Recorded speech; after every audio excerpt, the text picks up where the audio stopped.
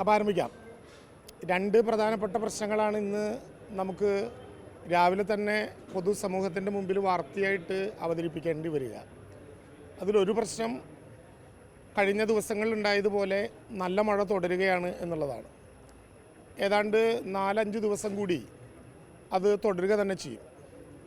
ഇന്ന് ഒരു ന്യൂനമർദ്ദ പാത്തി കൂടി രൂപവൽക്കരിക്കുന്നതോടെ മഴയുടെ അളവും മൺസൂൺ കാറ്റിൻ്റെ ശക്തിയും വർദ്ധിക്കും എന്നാണ് നമ്മൾ കാണുന്നത്.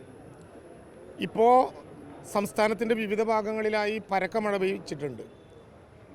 പെയ്തിട്ടുണ്ടെന്ന് മാത്രമല്ല, പരക്കെ പെയ്ത മഴയ്ക്കകത്ത് ഏറ്റവും പ്രധാനപ്പെട്ട നാശനഷ്ടങ്ങളുണ്ടായിട്ടുള്ളത് മരങ്ങൾ കടപുഴകി വീഴുകയും അത് പലപ്പോഴും വിവിധങ്ങളായിട്ടുള്ള വീടുകളുടെ മീതെ വരികയും ഒക്കെ ചെയ്തിട്ടുള്ള ഒരു പൊതുവായിട്ടുള്ള സ്ഥിതി കാണാനുണ്ട്.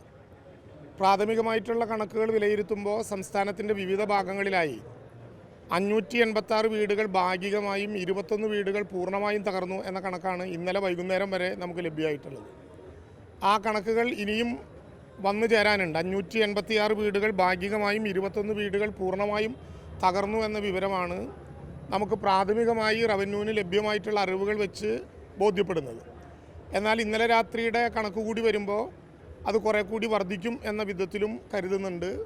നാശനഷ്ടങ്ങളുടെ ഭാഗമായിട്ടുള്ള നഷ്ടപരിഹാരം ഉൾപ്പെടെയുള്ള സംവിധാനങ്ങൾ കൊടുക്കുന്നതിന് വേണ്ടി അതുമായി ബന്ധപ്പെട്ട കൃത്യമായിട്ടുള്ള പരിശോധനയും, സ്വാഭാവികമായിട്ടും റവന്യൂവിലെ പരാതി ലഭ്യമാകണം, സ്ഥലം പരിശോധിക്കണം, തുടർന്ന് LSTDയുടെ എഞ്ചിനീയർമാർ നഷ്ടപരിഹാരം നിശ്ചയിക്കണം. ആ നടപടിക്രമങ്ങൾ അങ്ങനെ മുന്നോട്ട് പോവുകയും ചെയ്യുന്നുണ്ട്. മലയോര മേഖലയിലെ ഒരു പ്രധാനപ്പെട്ട പ്രശ്നം ഇന്ന് രാവിലെ 8 മണിക്ക് പരിശോധിക്കുമ്പോൾ കേരളത്തിലെ എല്ലാ മലയോര മേഖലയിലും ഏവറേജ് 500 mm മഴ പെയ്തിട്ടുണ്ട് എന്നാണ് നമ്മൾ കാണുന്നത്. സാധാരണ നിലയിൽ കാണാത്ത ഒരു അളവാണത്.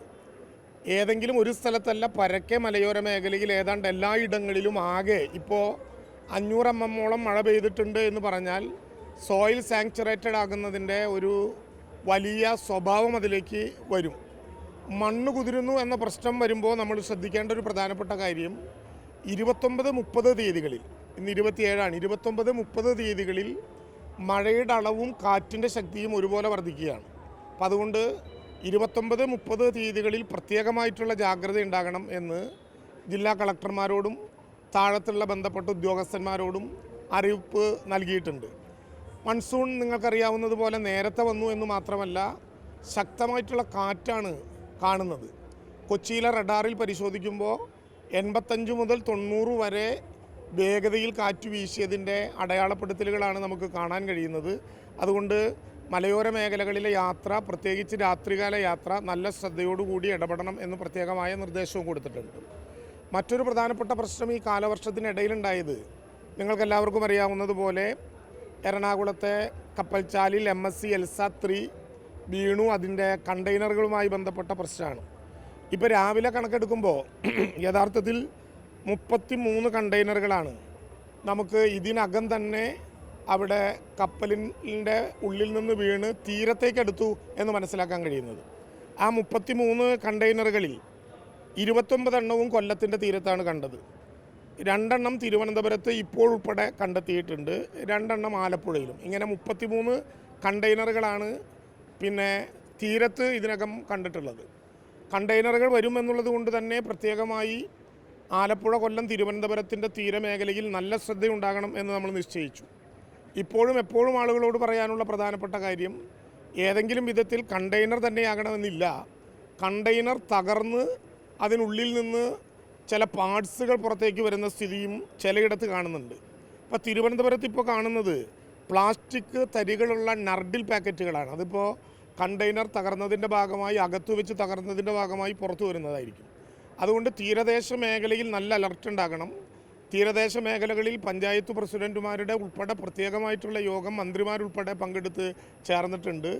ഇന്നലെ ധനകാര്യ വകുപ്പ് മന്ത്രി പങ്കെടുത്തുകൊണ്ട് ഏറ്റവും കൂടുതൽ കണ്ടെയ്നറുകളുള്ള കൊല്ലത്തെ തീരദേശ മേഖലയിലെ പഞ്ചായത്ത് പ്രസിഡന്റുമാരുടെ യോഗം ചേർന്നു. നേരത്തെ പറഞ്ഞു തന്നെയാണ് ആവർത്തിക്കാനുള്ളത്. അങ്ങനെ എന്തെങ്കിലും കണ്ടെത്തിയാൽ ദയവായി അത് പിടിക്കുകയോ തൊടുകയോ കാണാൻ വേണ്ടി അടുത്തേക്ക് കൂട്ടം കൂടുകയോ ചെയ്യരുത്. ഏറ്റവും ചുരുങ്ങിയത് 200 മീറ്ററെങ്കിലും അപ്പുറത്ത് നിൽക്കാനായിട്ടുള്ള പ്രത്യേക ശ്രദ്ധയുണ്ടാകണം. കണ്ടെയ്നറുകൾ എത്ര ഇപ്പോൾ കപ്പൽ ചാലിൽ അല്ലെങ്കിൽ ജലപരപ്പിൽ വന്നിട്ടുണ്ട് എന്ന് പൂർണ്ണമായിട്ട് എത്ര എണ്ണം കടലിൽ പൂർണ്ണമായും പോയിട്ടുണ്ട് എന്ന എണ്ണം നമ്മുടെ കയ്യിൽ ലഭ്യമാകില്ല. പക്ഷേ തീരത്തേക്ക് അടുത്ത കപ്പലിൻ്റെ കണ്ടെയ്നറുകളുടെ എണ്ണമാണ് ഞാൻ നേരത്തെ പറഞ്ഞത്.